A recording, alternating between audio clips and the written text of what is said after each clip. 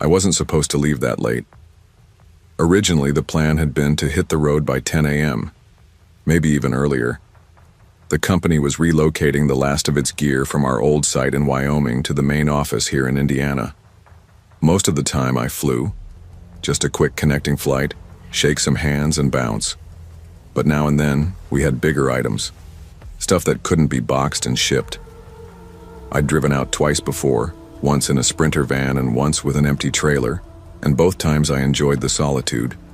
That long stretch of highway through Nebraska, quiet, meditative, gave me time to think. So, when the office asked for a volunteer to drive one of the last runs, a used 20-foot box truck we'd picked up cheap from a liquidation, I said sure. There was a piece to driving alone at night, or so I thought. That piece was gone now. But let me start at the beginning. The morning I was supposed to leave, we hit a delay.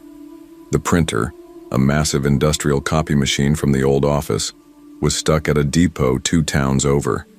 It didn't arrive until after 2:30 p.m., and by the time it was loaded and secured in the back of the truck, it was pushing 4 p.m. I considered going anyway, but I've driven through rush hour traffic in Gary before. No thanks. I decided to wait until just after 5 o'clock to leave. That decision might have saved my life, or maybe it got me noticed. I've never been sure. By the time I merged onto Interstate 80 West, the sky was already bruising up with twilight. The box truck's cabin smelled faintly of dust, diesel, and old vinyl. It had that used truck feel, everything rattled, the radio was picky, and the AC only worked if I thumped the console twice. But it moved, and I knew the route like the back of my hand. The first couple of hours went fine. I made my usual stops: coffee, bathroom, cheap fast food. As the city lights faded behind me and the radio gave way to static, I flicked it off and rode in silence. Eventually, I hit that familiar stretch of road in northern Iowa. 2-lane, dark, and forgotten. Nothing but trees, fields, and the occasional exit sign you'd miss if you blinked. I'd been through it before, but it never stopped feeling haunted. Not by ghosts exactly, just by emptiness. It was the kind of place you could disappear into and no one would know. Around 12:30 a.m., I pulled into a rest stop I'd used a couple of times. There was a long, arched lamp casting yellow light across the lot, a single vending machine, a dingy restroom building, and a couple of benches. Empty, except for a pickup truck parked at the far end. I didn't think much of it. I went to the restroom, washed my face, and tried to shake the creeping exhaustion from behind my eyes. I thought about maybe just climbing into the back of the truck and sleeping for a couple of hours, but something told me to press on. When I stepped out, that pickup truck was parked right next to mine now, close enough to ding my door. A guy stood between the vehicles. He looked to be in his late 40s or early 50s, thin, tall, wiry, dressed in jeans, a flannel shirt, and a ball cap. Nothing outwardly strange, but something about his stillness made me pause. "Hey," he said casually. "That your truck?" "Yeah," I replied. He nodded, then tilted his head, looking at the back. "You having trouble with it or anything? Looked like you were checking something earlier." "No," I said flatly. "Just taking a break." He smiled, but it didn't reach his eyes. "Just wondering. Sometimes those old rigs have electrical quirks. Lights, brakes, you know." I gave him a tight smile, didn't answer, and got into my truck. I locked the doors. My gut told me something was off. He didn't follow. Just stood there for a beat too long, then slowly walked back to his truck. I drove off. The next stretch was dead quiet. Pitch black except for the glow of the moon and my headlights. No traffic. Just the occasional road sign or glint of an animal's eyes in the ditch. Then something happened. Every light in the truck died at once. No headlights. No dash lights. Even the little glowing symbols on the radio and AC cut out. Total darkness. My first thought was the battery, or maybe a blown fuse. But the engine was still running. I tapped the brakes. No brake lights behind me, just void. I didn't panic. Not right away. I pulled over slowly, my heart thudding. I sat for a moment, gripping the steering wheel. Then, with a sudden burst of frustration, I slammed my fist against the dashboard. Everything came back to life. Lights, gauges, the hum of the AC fan. It was like nothing had happened. My stomach twisted. I wasn't superstitious, but I'm not stupid either. Something was wrong. The timing was too perfect. That guy back at the rest stop, he'd mentioned electrical quirks. Why would a stranger say something that specific unless he knew? I didn't stop again. I drove with one eye on the road and one eye on my rearview mirror. The fear was creeping up from my gut into my throat. I remembered a 24-hour gas station about 10 miles ahead, just over the county line in a town called Avery. I'd stopped there before. Familiar. I rolled into the station around 1:30 a.m., pulled up to a pump and jumped out. The air was cold. I started fueling up and trying to calm down. Then I saw the pickup truck. Same one from earlier. Same dented bumper. Same faded red paint. It pulled up on the street outside the station, engine idling. The driver didn't get out, just sat there, watching. I felt ice trickle down my spine. I didn't finish pumping. I left the handle in and walked quickly toward the front of the gas station. Just as I was nearing the door, a sheriff's cruiser pulled into the lot. 2 deputies inside, probably just grabbing coffee or doing a routine check. I waved. They stepped out, and I smiled like I wasn't trying to hold my guts in place. "Evening," I said. "Hey, quick question. Is the road west of here in decent shape? I've got a long drive and don't want to hit any closures." One of the deputies, a woman, nodded. "Should be fine. Weather's clear." I motioned over my shoulder. "Just saw someone acting strange back there. Same truck's been behind me for a while. Maybe it's nothing." The other deputy looked down the road. The pickup peeled away. Fast. They offered to escort me to the edge of the county line, but I declined. I told them I was probably just tired and paranoid. They nodded, but I could see the woman deputy didn't quite buy it. I got back into the truck, now almost trembling. My hands wouldn't stay still. I drove another 20 minutes before I saw a sign for a motel, an old 2-story place just off the road. I didn't care if it was sketchy. I pulled in, parked under the only working light, and went straight to the front desk. The clerk barely looked up. I paid in cash, grabbed the key, and double-locked my room. I didn't sleep. Not really. I kept expecting to hear a knock, or a window breaking. But the night passed. Nothing happened. The next morning, under the glare of the sun, the world felt normal again. Almost. When I made it to our old office in Wyoming, I handed off the keys and told them to have the truck looked at. I didn't go into the details, just said the lights had cut out mid-drive and come back randomly. They later called and said the mechanic found nothing wrong. Battery was solid, wiring was fine, no shorts, no faults, no corrosion. But I knew. Deep down I knew. That man had done something. I don't know if he rigged the truck to disable. Maybe something temporary, just enough to make me pull over on a dark stretch of highway. Maybe he was planning to follow me, wait until I stopped, and then... What? Rob me? Kill me? I don't know. But I've never made that drive again, and I never will. Sometimes I wonder how many people he's done that to. How many late-night travelers didn't get lucky, didn't find a cop, didn't make it to a motel. Sometimes I wonder what would have happened if I hadn't slammed my fist on the dash, or if I'd just stayed asleep in the back of that truck at the rest stop. But most of all, I wonder what he was waiting for, because I think he had a plan, and I think next time he'll finish it.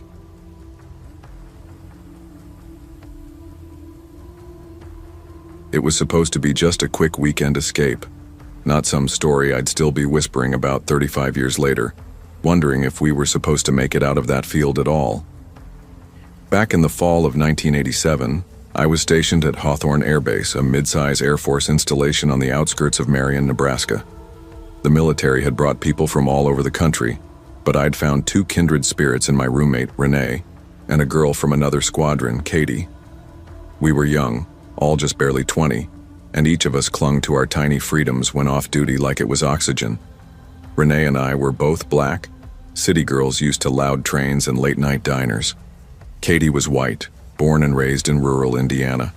What brought us together was a mix of stubbornness and humor, and the fact that all three of us had names people constantly misspelled. We joked we were the E sisters, Tracy with an E, me, Renee with double E, and Katie with an I. No one ever believed us when we introduced ourselves, and we leaned into that, spinning stories and watching people's confused reactions with glee. That weekend we just wanted out. Out of uniforms, out of drills, out of cold chow hall food. So we packed up Katie's beat-up blue Cutlass Supreme and decided to head to Caraway, a larger city about 3 hours south just over the state line in Missouri. We figured we'd catch a movie, eat real food, and maybe flirt a little. Just teenage girl things. The road was clear, the weather perfect, and our spirits were high. We had the windows down, music up, and were singing along to Whitney Houston's So Emotional like it was the national anthem. Katie was driving and, true to her nickname, Leadfoot Katie, we were flying down Highway 75 well over the limit. Then the red and blue lights lit up behind us. And everything changed. Katie pulled over without hesitation, cursing softly under her breath but not really worried. "Probably just a speeding ticket," she said, reaching for her wallet and registration. Renee and I quieted, sitting up straighter. A state trooper walked up slowly, a towering figure in the side mirror. He didn't look particularly old, maybe mid-40s, with pale skin and a mustache so thick it looked cartoonish. His uniform was spotless, sunglasses still on despite the late afternoon light fading. He didn't say hello, didn't ask for Katie's license. He looked past her at me and Renee, his expression unreadable. Then he said, "You three, follow me. Don't try anything stupid, or this won't end with just a ticket." He turned and walked back to his patrol car. We stared at each other in silence. "What the hell?" Renee whispered. Katie looked stunned. "Why didn't he just... what did I even do?" But she started the car again and pulled out onto the road behind him. We followed him off the highway a few minutes later, down an unmarked exit I didn't even notice until we were already on it. A single battered sign said private road, no outlet. Everything in me screamed that this wasn't protocol, that something was wrong. But what could we do? He was a cop, and we were three girls in a strange state, in a stranger place. The paved road turned to gravel, then gravel turned to dirt. Cornfields rose on either side, the golden stalks brushing against the wind like a warning. It was nearly dusk, the sky bleeding orange behind us. We stopped speaking. Our joy turned into cold, creeping fear. When he finally stopped, it was in front of a dilapidated barn tucked into a clearing. It looked like it had been abandoned decades ago, except it wasn't, because 5 men came out, all armed, all watching us. They didn't say anything, just stood beside the barn, some holding shotguns, others leaning against the rotting wooden beams like they were expecting company. One of them spat into the dirt, another laughed, dry and low. Katie's hand hovered over the gear shift, but she didn't move. The officer walked back to the car and tapped on her window. "Step out, now." Katie obeyed. I could see her legs trembling as she got out. He said something quietly, gestured toward his cruiser, and she walked stiffly over to it. He opened the passenger door and she got in. Then he walked over to Renee's side of the car and stood silently, looking in at us through the glass. I could feel Renee's grip tightening on my arm. Neither of us said a word. Behind him, the men from the barn didn't move, didn't speak, but I felt the weight of their eyes like knives. Minutes passed. Katie came running. Tears were streaming down her face as she flung open the driver's door, jumped in, and slammed it shut. "Don't say anything," she whispered, shaking violently. "Just hold on." The officer was walking back slowly, his boots crunching on the dirt. He leaned into Renee's window, eyes cold and hard. "Is it true?" he asked. "Y'all military?" Renee swallowed. "Yes, sir. We're stationed at Hawthorne. There was a long pause. Then he said, "Get out of here. Back to base. I see you again. It won't end like this." We didn't wait for another word. Katie threw the car in reverse and gunned it, tires kicking up dust and corn husks. The men didn't try to stop us, but they watched, silent, like ghosts with guns. We didn't speak for miles, not until we crossed back into Nebraska. Only then did Katie finally pull over, her entire body shaking as she gripped the steering wheel with white-knuckled hands. "I thought we were gonna die," she sobbed. Renee and I both wrapped our arms around her. "Did he hurt you?" She shook her head. But he asked me what I was doing with 2NS. Said we were probably in a stolen car. I tried to explain, gave him my military ID.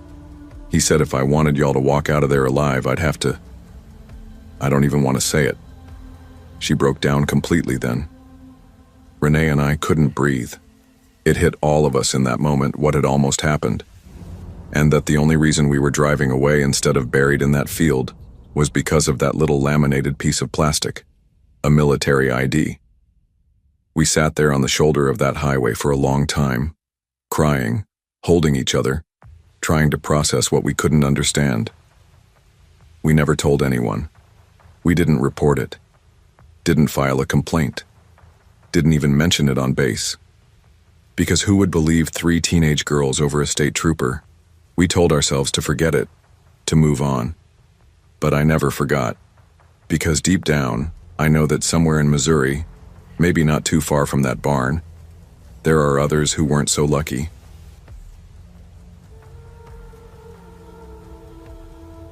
I don't normally take back roads at night, but that Friday I was exhausted and desperate to get home quicker. My name's Emily Harper. I'm 28, live in a small town outside Freiburg in southern Germany, though I wasn't always the kind of person to be spooked by a late-night drive. I work as a shift manager at a small packaging warehouse in a quiet industrial district. The kind of job where the days drag, but the nights feel even longer when you're the last one locking up.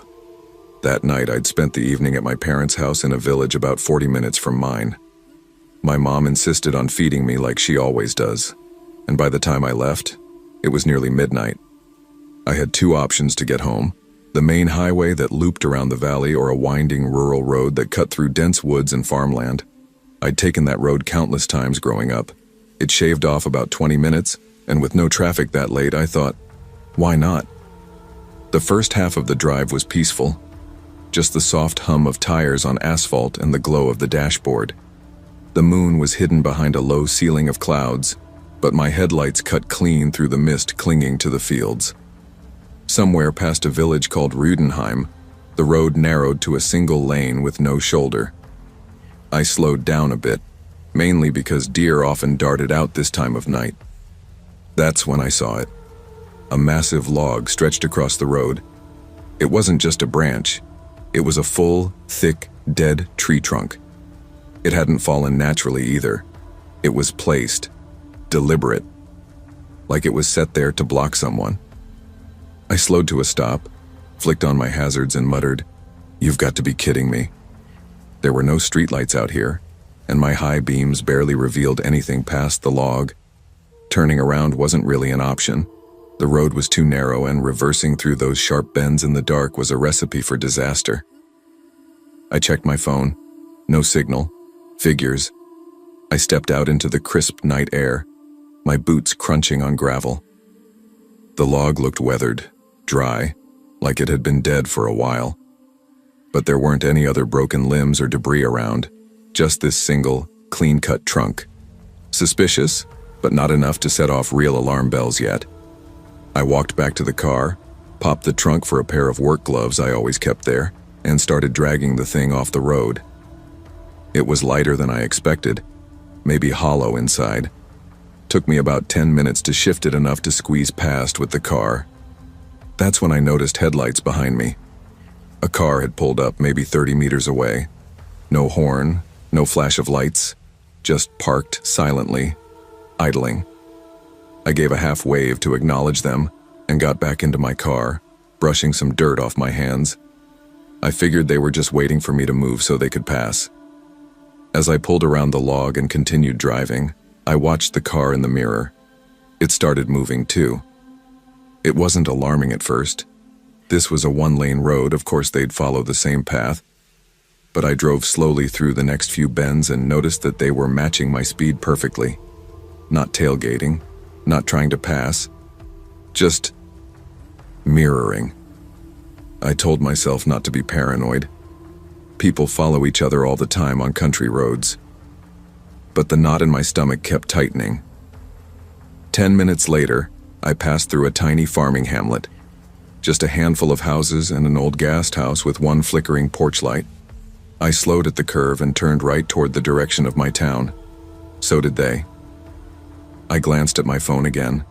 Still no signal. I was only 15 minutes from home now, but something told me not to go there directly. If this was just coincidence, fine. But if it wasn't, I made another turn off the main road, looping around a back street that ran parallel to my neighborhood. I pulled into the driveway of an empty house, one that had been for sale for months, and killed the lights. The car behind me kept going, and then slowed. It stopped in the middle of the street. My heart started racing. I grabbed my pepper spray from the cup holder and locked all the doors. The other car idled for a few seconds. Then the driver's side door opened. A man stepped out. He didn't approach right away. He just stood there in the road, motioning toward the back of my car with one arm. It was slow, calculated. His body language didn't scream danger, more like urgency. Still, I didn't open the window. He then called out, his voice muffled by the closed window. "There's someone in your trunk," he said, raising his hands like he wanted to show he meant no harm. I blinked, confused. What? I cracked the window, just a couple of inches. "What did you say?" I asked sharply. He took a step closer but stayed at a respectful distance. "I swear I'm not trying to scare you," he said. "When you were moving that tree, I got out of my car to help. I walked toward you, but before I could say anything, I saw a guy sneak into the back of your car, into the trunk. I tried calling out, but I don't think you heard me." My breath caught. "What?" "I didn't want to scare you while you were still driving. I was going to call the police, but I figured I should stay behind in case he tried anything." I stared at him. It could have been a lie, but what if it wasn't? He took out his phone and showed me a call log. He had called the police about 10 minutes ago. Still unsure, I made the decision to believe him. "I already gave them your license plate," he added. "They're on their way." I didn't move. I just stared at the rearview mirror. I'd driven with a stranger in my trunk. My trunk, while covered by a hatch, was connected to the cabin. I had a fold-down seat with a small pass-through door I never used. If the guy had known about it. Moments later, 2 police cars pulled in from opposite ends of the street. Flashlights, commands, guns drawn. They opened the trunk. There was a man in there, unarmed, disoriented looking, but very much real. They pulled him out, cuffed him, and put him in the back of a cruiser. The officer told me the man had no ID, wouldn't say much, but he was carrying a box cutter and a pair of gloves. I didn't even want to imagine what might have happened had I driven straight home. I sat on the curb shaking for half an hour, drinking water one of the officers handed me. The man who had followed me, his name was Adrian, waited nearby and eventually came over to ask if I was okay. He said he was a paramedic in a nearby town and had just been heading home when he saw me struggling with the log. He didn't know what the guy's intentions were either. But he did know something didn't sit right, and he chose to follow his instincts. I never got the full story from the police. They said the man in the trunk had a record, break-ins mostly. They guessed he was looking for a target and had used the staged roadblock to sneak in. If Adrian hadn't noticed.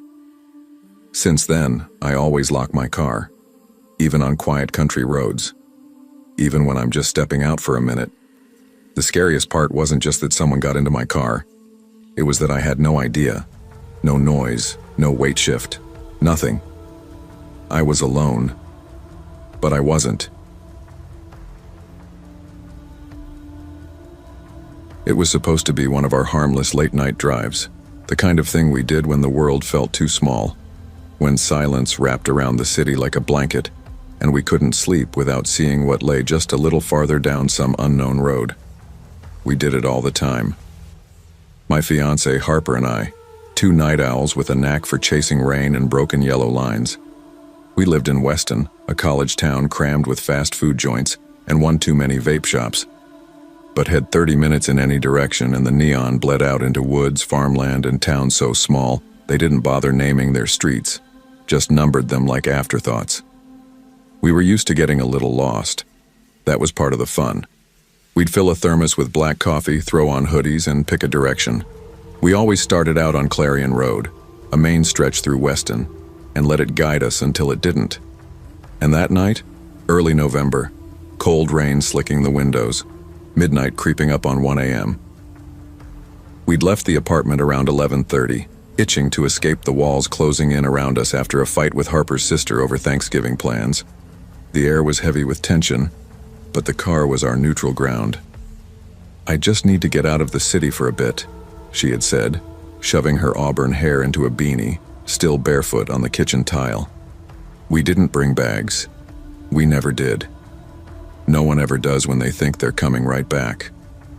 The rain had been steady the whole drive, never a downpour, just a cold, needling drizzle that made the trees blur at the edges and turned the world into a watercolor painting. We'd been driving north for about an hour, letting the road decide our path. Harper's boots were on the dash, her breath fogging the passenger side window as she flicked between music and the faint green glow of Google Maps. "Where the hell are we?" she murmured, zooming in and out on her phone. "It says we're near Barrett County. That's not right. We should have hit 88 by now." Barrett was one of those places that even locals forgot existed, just slivers of map between bigger towns. It didn't show up properly on any navigation apps. The roads twisted like fishing line tangled in weeds. You could be 5 miles from a highway and feel like you were 2 hours from civilization. I slowed the car, the tires crunching over wet gravel. The road had shifted from pavement to something rougher, muddier. Branches arched overhead like ribs in an open chest. Our headlights were barely cutting through the mist. "You think we missed a turn?" I asked, keeping my hands at 10 and 2, trying to pretend I wasn't already uneasy. Harper didn't answer immediately. She chewed on the edge of her sleeve and leaned forward. "Number, I don't think so. I feel like we should have come to an intersection already." We hadn't passed another vehicle in 40 minutes, 10 more minutes of silence. Then we spotted a narrow road branching off to the right. It didn't have a name, just a black strip of crumbling asphalt snaking uphill through the trees. I turned in without thinking, maybe too fast. "Careful," Harper muttered, gripping the oh shit handle as branches scraped against the car like fingernails on a window. It took a minute to climb. Then the road opened into a clearing. The first thing I saw was the house. It looked like it had been dropped there by accident. An old colonial-style place, 2 stories, leaning slightly to one side like it was drunk. The siding was ripped in spots, windows broken or boarded up. The porch sagged under its own weight. No lights, no signs of life, except... "There's cats," Harper whispered, her voice suddenly very small. "Holy shit, there's so many of them." She was right. There were at least 20, maybe more. Lurking in the weeds, perched on rusting car parts, weaving through piles of garbage. Their eyes glowed in the headlights, green and orange and white, blinking and staring, unblinking and wrong. The whole yard looked like a scrapyard that had given up on itself. Tires, barrels, tangled wire, shattered glass. Tools rusted straight through. An old pickup truck sat slumped against a tree, its front fender missing, paint eaten by time. Harper slapped my arm. Turn around, Eli, right now." Something sharp pinged off the windshield with a dull crack. I flinched. Harper screamed. "What the hell was that?" she gasped. I didn't answer.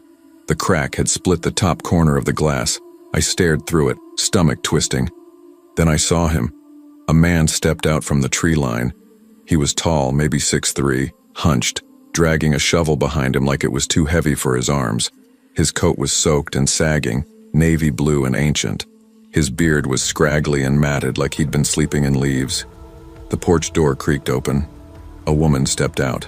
She didn't move like she had bones, more like something that had practiced being human and hadn't quite mastered it. Tall, hair long and gray, tangled into ropes. Her hands were what I noticed most. Dark, not like dirt, like something had stained them. They hung at her sides and she rubbed them slowly on her skirt as she stared at us. Headlights didn't quite reach her eyes. The cats scattered. Harper was slamming her hand on the door lock button over and over like it would suddenly grow teeth and protect us. Go, Eli, go.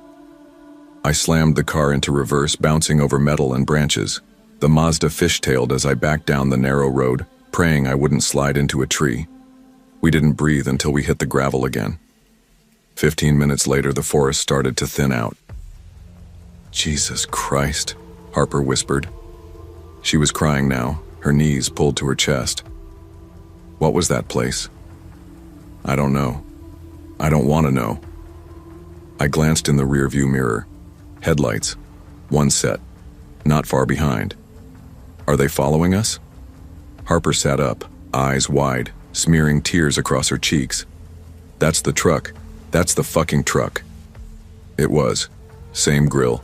Same rust patterns. Same busted fender. They'd followed us. We turned. So did they. 2 more roads. Same thing. I hit 80 on a wet road that wasn't built for 45.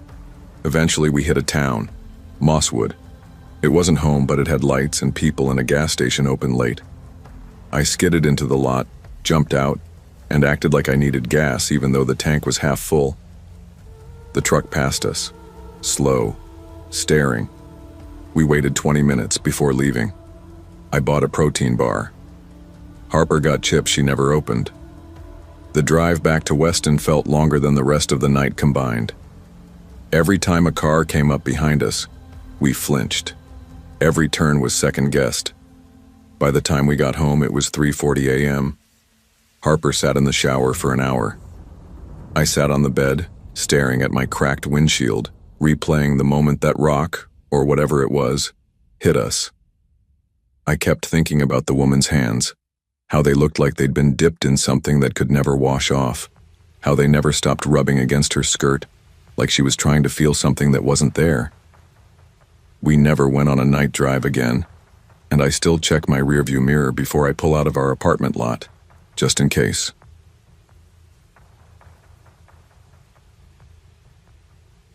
I didn't even want ice cream that night. It had been one of those punishingly humid southern evenings that stuck to your skin like regret. Our barracks air conditioner was barely keeping up, and I'd just bombed the electronic systems exam I'd spent 2 weeks trying to cram for. I felt stupid, sweaty, and restless. That kind of mood where doing anything, literally anything, felt better than stewing in your own failure. It was late April, just a couple of weeks before my 20th birthday. I was stationed at a Navy technical school about 30 minutes outside of a town we'll call Granville, South Carolina. It was one of those places where nothing was really close, but nothing was far enough to stop you from trying to escape boredom. I didn't have a car, but I was close friends with Caleb, a laid-back guy from Georgia, who somehow made failing tests feel like a joke we were all in on. Caleb had wheels once in a while, usually through his other friend Mason, a wiry, fast-talking transplant from Brooklyn. Mason wasn't someone I'd call a friend exactly, more like an opportunistic alliance. He had a beat-up silver Tacoma and a tendency to make everything feel like a sketchy Craigslist deal. But that night, a car was a car. So when I mumbled something like, "Man, I could really use a damn milkshake or something," and Mason raised an eyebrow, it snowballed into a plan. We decided to drive out to an ice cream shop Caleb swore by, called Maple Creamery, on the far edge of Granville. I didn't even question it. Looking back, maybe I should have. But at the time, It felt like the harmless kind of spontaneous. 10:14 p.m. The three of us piled into Mason's truck. I was in the back, legs crammed up, one hand out the window catching the warm breeze. The truck smelled faintly of old fast food wrappers and pine-scented air freshener. Maple Creamery was open late, and it was one of those quirky local spots with neon signs, a sticky counter, and a radio tuned to 80s rock. I got a double scoop of butter pecan in a waffle cone. We sat on the curb out front, laughing, licking melting ice cream, cracking jokes about how we'd all flunked the same test in different dumb ways. It felt good. Simple. One of those rare evenings where no one was thinking about qualifications, duty rosters, or their next deployment. As we climbed back into the truck, Caleb pulled out his phone. "All right, so head back down 6 and hang a left at Bellwood, then..." "Nah, I got a better way," Mason interrupted, sliding the keys into the ignition. "Shortcut. Way quicker." Caleb and I exchanged a look. Mason grinned like he'd just been handed a secret. "It's cool. You'll see. Scenic even." That was red flag number 1, and we ignored it. 11:02 p.m. We were driving, and driving. The city lights gave way to dark stretches of highway. Then those gave way to something else, something quieter. He'd taken us off 6 about 15 minutes ago, muttering about just needing to connect back near Briar's Cross. But nothing looked familiar, and my ice cream high had faded into mild unease. We hadn't seen another car in ages, no streetlights, just the pale wash of Mason's high beams on a cracked 2-lane road surrounded on both sides by pine forest. I had that creeping feeling you get when you're in the middle of nowhere with no cell signal. "Where the hell are we?" Caleb asked, leaning forward. "Almost there," Mason replied, still calm, still cocky. "Just relax, it's a loopback. I've been this way before." "Don't look like you have," I muttered, just loud enough for Caleb to hear. Then Mason said, "Hang on, I gotta piss." "Dude," Caleb said sharply, "just pull over." Yeah, I will. Don't want to get clipped if someone barrels down here." "There hasn't been a car in 20 minutes, I said, voice dry. But Mason was already slowing down, eyes scanning the side of the road. He turned the wheel and pulled onto a narrow dirt trail that disappeared between the trees. That was red flag number 2. But again, we let it slide. 11:19 p.m. I remember exactly what it felt like when the truck went past the tree line. The forest swallowed up the moonlight and everything turned black. The dirt trail was narrow and uneven, the kind of road meant for 4-wheelers and maybe hunting trucks, not random late-night joyrides. "Dude, seriously," Caleb said, his voice sharp now. "Turn around. People don't like trespassers out here. You're gonna get us shot."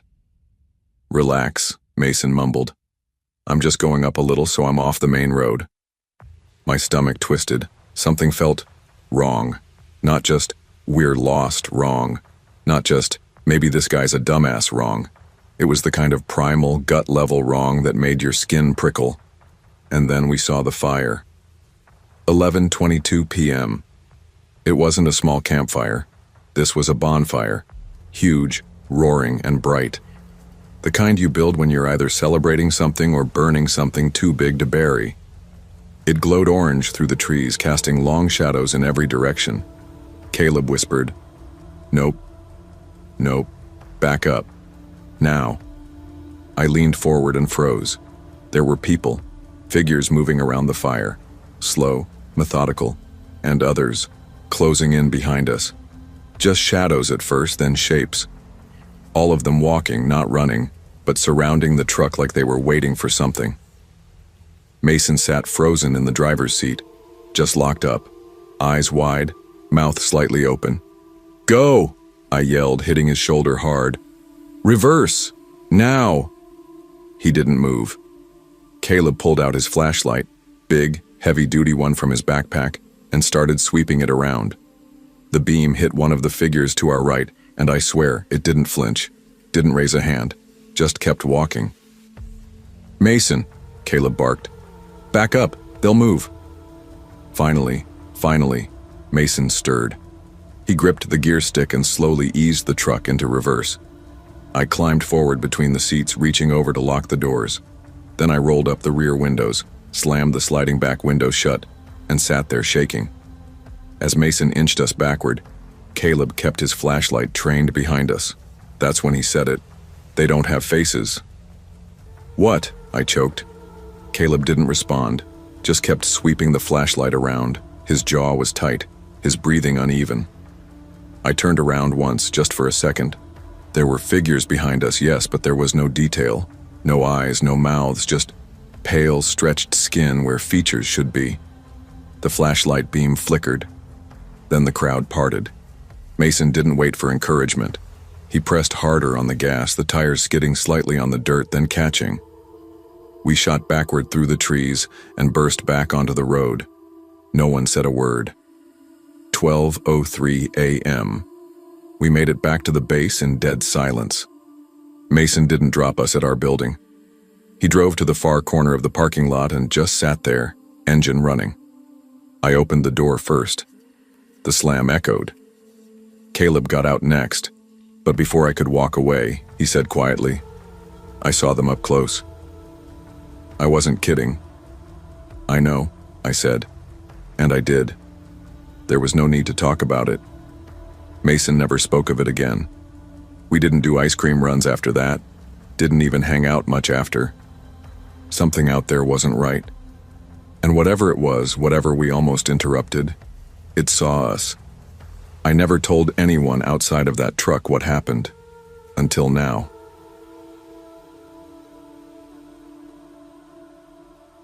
I never used to be the type of person who scared easily.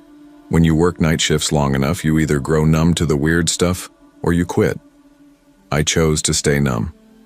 For the last 3 years, I've been working the early morning prep shift at a 24-hour distribution center outside of Linwood, a quiet, warehouse-choked city just east of Raleigh.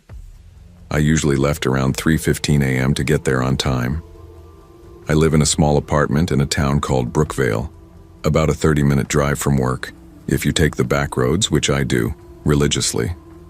There are 3 ways to get to the plant, but construction and potholes have narrowed me down to the same route for the last 6 weeks, a 2-lane road called Hollow Creek Drive, lined on both sides with sleepy subdivisions, chain-link fences, and the occasional flickering streetlight. That night, this morning really, I had my usual podcast playing. A true crime episode about a woman who vanished from her apartment with the stove still on. Irony, now that I think about it.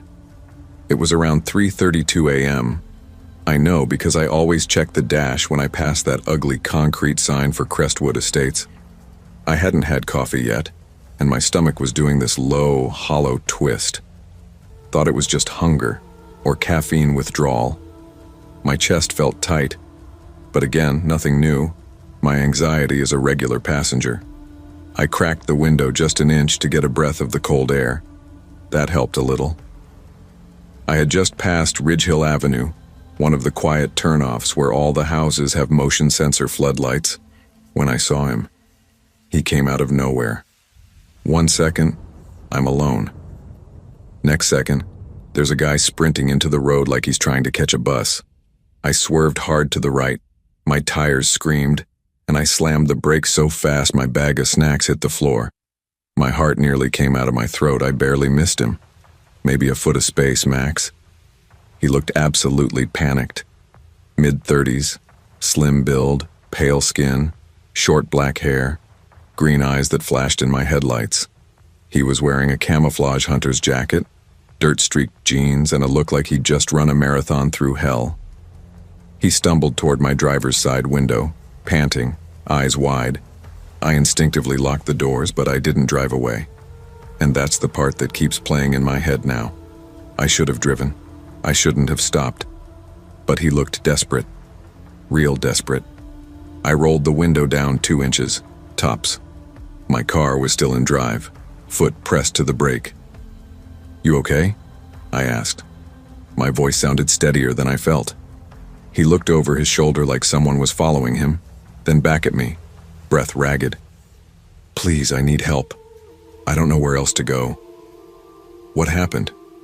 It killed my dog. His voice cracked. It tore her apart right in front of my house. I live 2 blocks that way.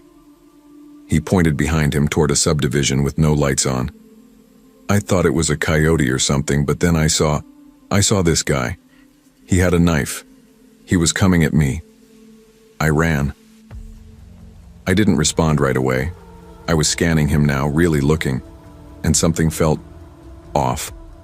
If his dog had been attacked, there should have been something. Blood, fur, dirt. But his jacket was spotless. Jeans too, other than the dust from the road.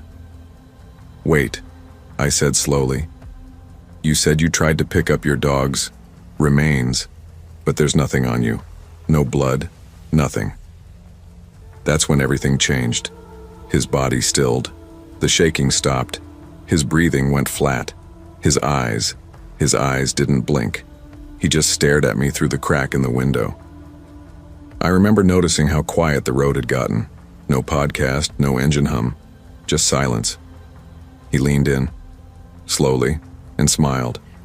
Not a grateful smile, not relief. It was the kind of smile you see in mugshots, the kind you can't fake. His eyes went darker somehow. I swear to God they looked almost black. I was going to help you, he whispered. And then he laughed, loud and sharp, right in my face. Before I could process it, his hand was on the door handle, yanking. I screamed, rolled the window up with my elbow, and floored the gas. Tires squealed. He banged once on the window, open palm, not a punch, just a touch. I didn't look back. I didn't cry until I pulled into the parking lot at work. I parked in my usual corner, under the only light that never flickers, and stared at my shaking hands on the wheel. I still had 7 minutes before my shift. I called my best friend Sam, hoping she might answer even though she usually sleeps until 10. Voicemail. I didn't want to report it. I couldn't describe it well enough. What could I say? A man ran into the street and pretended his dog was murdered and tried to open my car. That doesn't exactly roll off the tongue. But I knew one thing. That man wasn't right. And I don't think he just happened to be there. I think he was waiting. I stayed in my car for as long as I could. My chest was still tight, hands still trembling. It wasn't just fear anymore. It was that heavy, suffocating weight you feel when something has already gone wrong, and you're just now realizing how bad it could have been. Eventually, I had to go inside. I did my shift, mechanically. Didn't tell anyone. Didn't smile. Didn't talk much.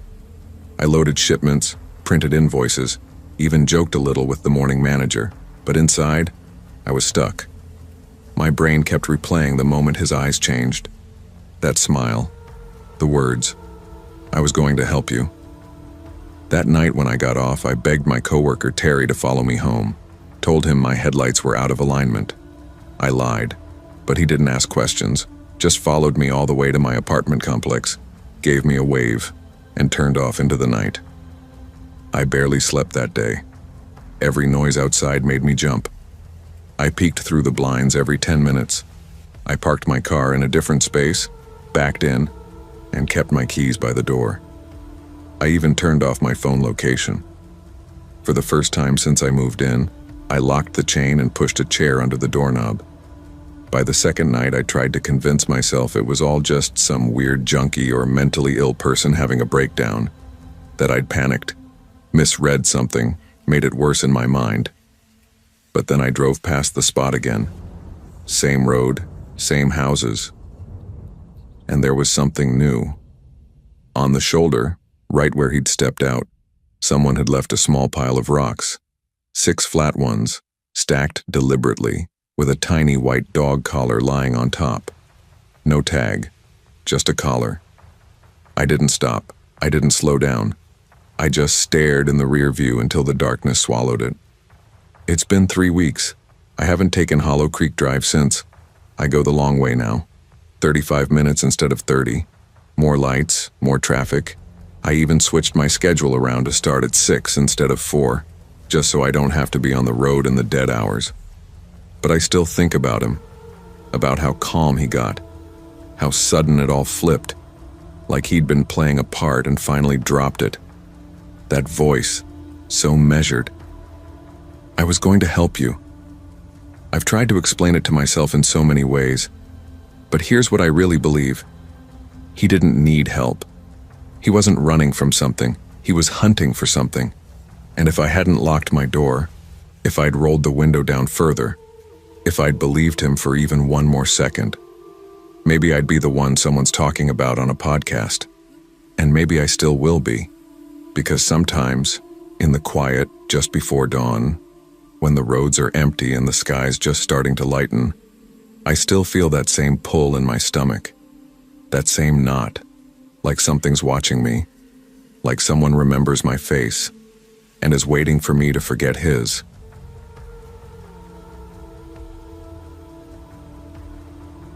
I wasn't supposed to be on the road that late, but when you're 21, broke, and trying to avoid holiday traffic, you make compromises.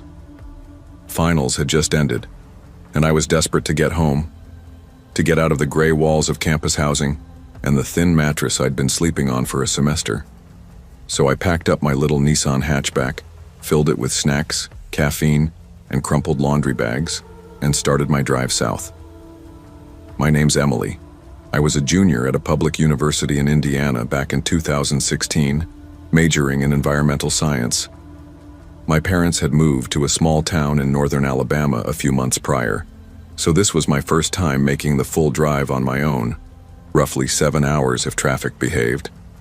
That night it was just me, a long stretch of highway, and the comfort of knowing I'd sleep in my own bed by dawn.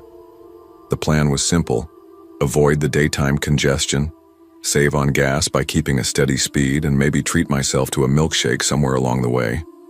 I left campus around 5 p.m., just as the sky started bleeding into twilight. By the time I crossed into Kentucky, it was nearing midnight, and the world outside had turned to black velvet, stitched with the occasional passing sign or glowing rest stop. I was somewhere on Route 9, a wide, almost desolate highway that curved through the southern countryside, flat in some areas, winding in others, mostly bordered by dark woods and farmland. There hadn't been another car in sight for at least 20 minutes. My phone was connected to the car stereo, playing a shuffled playlist of the Lumineers, Lord Huron, and Fleetwood Mac. It was peaceful in a way that felt earned, until it wasn't. I was fiddling with my phone at a red light on a rural stretch just outside of a town called Pine Hollow, trying to skip a song, when I saw a pair of headlights in the rearview mirror.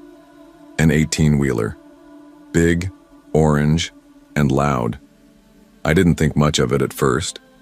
Trucks ran all night, and I was in a fairly common freight corridor, but something about how fast it approached made me sit up a little straighter. The truck gained on me until it was riding my bumper, closer than made sense for an empty road. I changed lanes to let it pass, but it didn't. Instead, it changed lanes with me. Now it was beside me, matching my speed almost exactly. We cruised like that for several seconds. Then a spotlight, like the kind mounted on the side of the cab, flicked on and aimed directly at my driver's side window. I flinched and instinctively looked straight ahead. The blinding white beam swept across my face, then moved to my passenger side and lingered there, lighting up the inside of my car like a stage. My heart skipped. My mouth went dry. "What the hell?" I whispered aloud, my fingers tightening around the wheel. Was he trying to get my attention? Did he think I had a flat? A busted light? That didn't make sense. He was behind me moments ago. He would have seen it then. And besides, truckers didn't do this. Not at midnight. Not on an empty highway. Not to lone women in tiny cars. I slowed down a bit, hoping he'd speed past me. He didn't. He slowed with me, perfectly synced. Then the spotlight shut off. The truck merged into my lane directly in front of me. Its brake lights pulsed once, almost gently, not hard enough to force a stop. Just a tap, as if testing me. I moved over to the right lane again, trying to regain control of the situation, telling myself I was just being dramatic. Maybe he'd go on. Maybe he was just messing around. But the truck followed. He pulled beside me again, closer this time, and the spotlight flared back on, this time directly into my car's cabin, flooding every inch in harsh white light. I remember the music fading into the background, my fingers numb on the wheel, my breath shallow. I didn't dare look over. That was the first moment I felt the fear in my throat. Not like a scream, but like a warning. A primal feeling that I was prey. I tapped the gas and sped up. My car hummed nervously as the truck stayed with me. Even matched me when I hit 80. Okay, I muttered, knuckles white on the steering wheel. Fuck this. I floored it. My little Nissan wasn't a race car, but it was light, quick. I pushed it to 95 miles per hour and kept going until the truck's lights shrank behind me like twin embers. The road was straight for miles. I thought that was the end of it. I was wrong. A minute later, I saw the lights again, closer. Too close. I looked into the mirror and felt my stomach clench. The truck was gaining. The sheer speed it had to be going, on that road that late, was terrifying. It closed the gap in seconds and pulled up alongside me again, this time veering just slightly toward my car. The spotlight turned on one final time. I couldn't feel my legs. My chest burned from holding my breath. I knew I had to do something, anything. I remembered something my dad once said about defensive driving. Never try to outrun a bigger vehicle, outmaneuver it. So I hit the brakes. The truck blew past me unprepared. I immediately cut in behind it, using its own blind spot like a shield. I stayed tucked behind it, hard hammering, until I saw an exit ramp, one of those poorly lit ones with a fading green sign. I waited until the truck's cab passed the exit line, then jerked the wheel and flew down the ramp. I didn't even know where I was going. I just drove. I passed a darkened gas station, then a diner, then finally a 24-hour fast food place glowing like a beacon in the dark. A burger palace, empty parking lot, neon sign humming.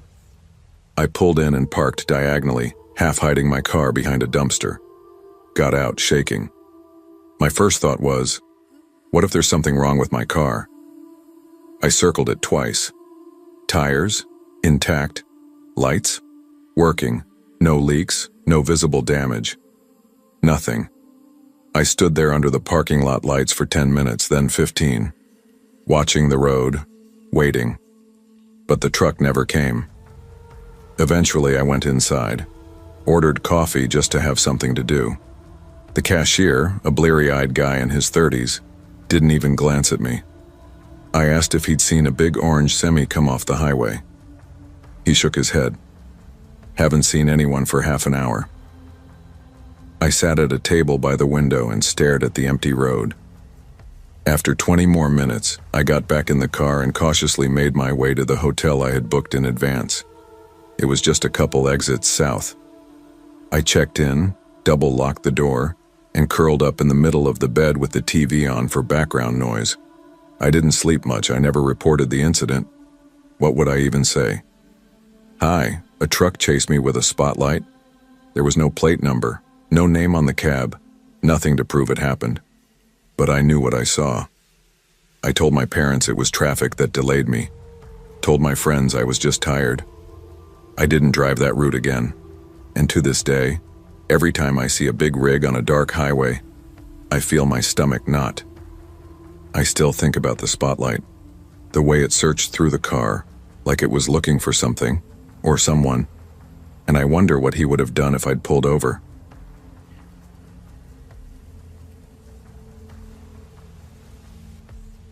It started like any other summer night.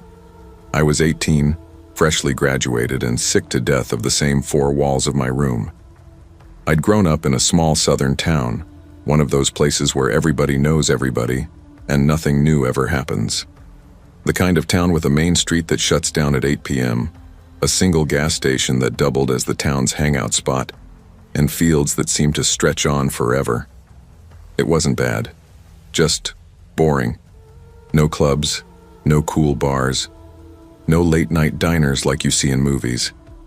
If you wanted entertainment, you had to make it yourself, and for me, that meant cruising. Fill up the tank, grab a drink, maybe a cigarillo, and just drive. No destination, just music, the open road, and the occasional deer crossing your path to jolt you awake. It wasn't much, but it felt like freedom, and it helped clear my mind, especially on those heavy nights when it felt like the whole world was pressing down on my chest. That night was one of those. The air was warm, thick with the scent of honeysuckle and the faint hint of asphalt still clinging to the heat of the day. I left the house a little after 1:30 a.m. after texting my buddy Caleb a half-hearted, "You up?" that never got a reply. My parents were asleep, the town was dead silent, and the only sound was the hum of my car's engine and the low thrum of my Spotify playlist. I hadn't planned on going far. Just a short drive, maybe down Old Briar Hollow Road, long, narrow, lined with tall pines that made it feel like a tunnel. At the very end of it was Ravenwood Preserve, a park mostly used for walking and biking. No camping, no cabins, just dirt trails and signs about poison ivy. But the drive there was beautiful, especially at night. Peaceful. Still. I didn't realize it then, but this night would be anything but peaceful. About 10 minutes into the drive, the houses thinned out and disappeared altogether. The road stretched ahead like a ribbon, lit only by my headlights. I had my windows down, music playing low. I wasn't thinking about much, just watching the lines on the road and enjoying the breeze. The last time I'd been down this road was a few months back with Caleb and Jess, parked in the preserve's lot swapping ghost stories and sneaking sips of beer from Caleb's dad's cooler. That night felt far away now. This time it was just me. As I pulled into the circular loop at the end of the preserve road, I spotted it. A tree, not huge, but thick enough to block the one-way loop that took you out again. It had clearly fallen during a recent storm. We'd had a nasty one 2 nights ago. Tornado sirens, power out, the whole deal. I slowed to a crawl, headlights lighting up the thick bark and scattered limbs. There was no getting over it. Not in my little Toyota. Damn, I muttered, throwing the car into reverse. My plan was simple. Just back up onto the grass a bit, then turn the car around and head out the way I came. I wasn't worried about going the wrong way. It was 3 a.m. and there was nobody out here. But I forgot one thing. Summer storms mean summer mud. The second my back wheels hit the soft grass, I knew I screwed up. The tires spun, throwing up mud, the back end of my car dipping lower into the wet earth. I shifted into drive, then reverse again, trying to rocket free, but it only got worse. The more I gunned the gas, the deeper the wheels sank. I sighed, head hitting the steering wheel. Well, shit. My phone still had signal, thank God. I called my mom first. I knew Dad would lose it if he was the one who picked up. She answered on the third ring, groggy. Hello? Hey, it's me. Don't freak out, I'm okay, but I need help. I explained everything. The drive, the preserve, the tree, the mud. She was quiet for a beat before muttering, Jesus, Isla. What were you doing out there? Just driving, I said softly. I couldn't sleep. She sighed again and said she'd call a tow truck and call me back. You're probably going to be stuck there for at least an hour, hour and a half, she warned. Just stay in the car. Lock the doors. I will. We hung up. I locked the doors. That's when I saw them. Just beyond the reach of my headlights, maybe 30 yards out, a field stretched out. One I never really noticed before. But now it was lit up by dozens of small reflections. Eyes. Deer. At least 30, maybe 40 of them, just standing there, grazing, looking up now and then. Their eyes caught the light, making them glow. It was eerie as hell, but at the same time, kind of mesmerizing. It wasn't unusual to see deer out here, but this many at once? I'd never seen that before. For the next 15 minutes, I alternated between watching them and scrolling on my phone, trying not to overthink the fact that I was stranded in the middle of nowhere, with only wildlife and whatever lurked in the woods as company. My mom finally texted, "Tow truck guy is on his way. Could be 90 minutes. Sorry, sweetie." I groaned, but thanked her. There was nothing to do now but wait. I reclined the seat, locked my phone, and closed my eyes. I don't know how long I was out, 45 minutes maybe, but I woke up with my heart pounding. Not from a dream, from a feeling. It was like the air changed, heavy, tight, like something was watching me. And it wasn't the deer. I sat up fast, disoriented. My phone had slipped between the seat and the center console. I grabbed it, the screen lighting up the interior. 4:11 a.m. I blinked, scanned around. Still dark, still quiet. Deer still in the field, but something felt wrong. My fingers fumbled through the center console until I found my little pocket knife. Not much, but better than nothing. I clicked it open, kept it in my lap. I kept telling myself it was fine, that it was just nerves. But the hairs on my neck disagreed. And then I saw it. Not directly. Not at first. Just movement.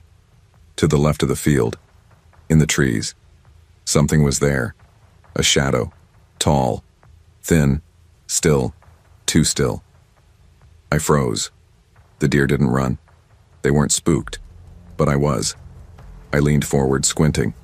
My headlights didn't quite reach that far. But I could make out something. It was human-shaped.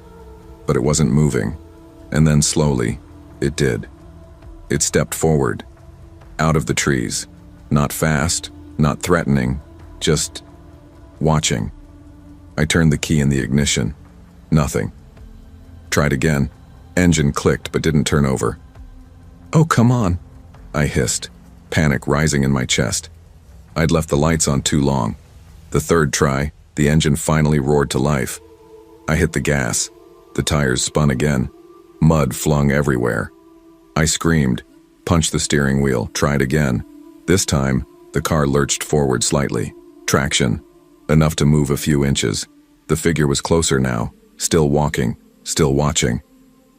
I floored it, rocking the car back and forth, mud flying up on my windows.